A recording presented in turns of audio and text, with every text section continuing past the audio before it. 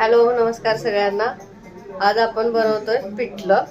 तर बघूया आता कसं बनवायचं आहे काय, आणि आवडला असेल माझी पद्धत पिठलं बनवण्याची तर व्हिडिओला लाईक करा, चॅनल सबस्क्राईब करा, नवीन आहे आपला चॅनल।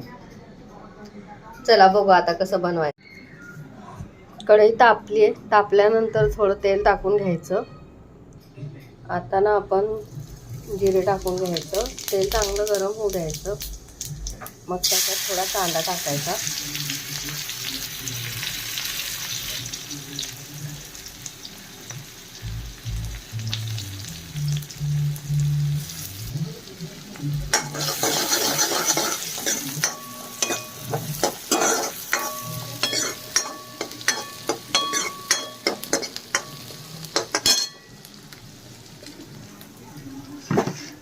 हे ना इथे मिरचीचं वाटण, मिरची अशी बारीक अशा प्रकारे वाटून घेतली।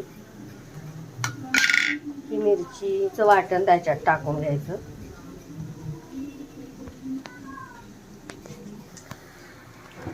आता ना हे वाटलेलं मिरचीचं वाटण आहे ते टाकून घ्यायचं। हे बघा,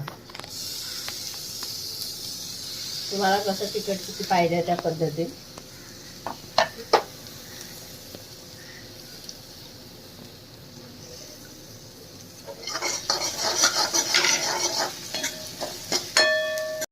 हे चांगल्या प्रकारे असं भाजून घ्यायचं। ह्याच्यात थोडं पाणी टाकून घ्यायचं। पाणी टाकल्यानंतर आता याला चांगली उकळी येऊ द्यायची।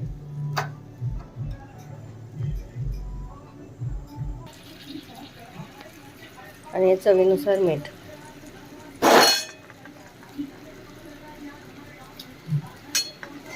आपण बेसन पण टाकणार आहे ना, त्याच्या अंदाजाने मीठ टाकून घ्यायचं। हे असं चांगल्या प्रकारे उकळलं पाहिजे।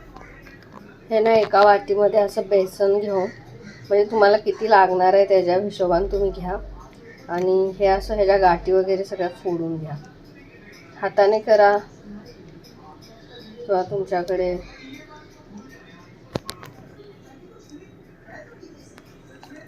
आणि हे ना आता झालंय, तर हे पाणी उकळत आहे ना ह्याच्यात टाकून घ्यायचं।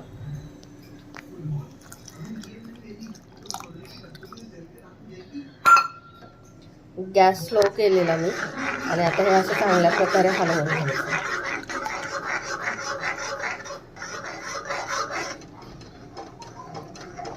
असं ते घट्ट होत येतं आपोआप।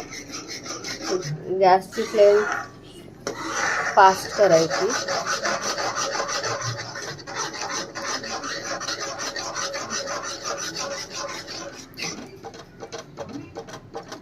आणि चांगल्या प्रकारे असं हलवून घ्यायचं। ते तशा गाठी फोडून घेतल्या ना आपण, की डायरेक्ट पीठ पाण्यात टाकल्यानंतर ज्या गाठी होतात ना त्या होत नाहीत। बघू शकताय तुम्ही, छान असं होतं मग आपलं पिठलं। मग खाताना पण छान लागतं, गाठी गाठी लागत नाहीत। हे असं चांगलं मस्त फेटून घ्यायचं।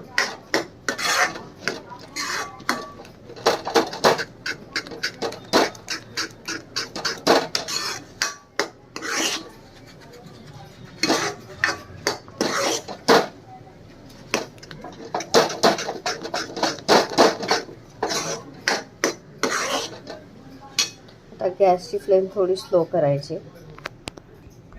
झालंय आता आपलं पिठलं। एक 10 मिनिटं ना बारीक फ्लेमवर ठेवलेलं त्याला, झालंय आता। बघू शकता आता तुम्ही, छान घट्ट होऊन आलंय ते आता। त्याच्यावर ना आता अशी छान बारीक चिरलेली कोथिंबीर टाकून घ्यायची। कोथिंबीरमुळे ना बघा किती छान सुंदर असा कलर आलाय त्याला, आणि कोथिंबीरमुळे ना चव पण वाढते। त्याच्यामुळे भरपूर अशी कोथिंबीर घाला तुम्ही पण। आणि तयार आहे आता हे आपलं पिठलं भाकरी बरोबर खाण्यासाठी। तर कसं वाटलं प्लीज कमेंट करून सांगा। आवडला असेल तर एक लाईक करा आणि चॅनलला सबस्क्राईब करा। बाय।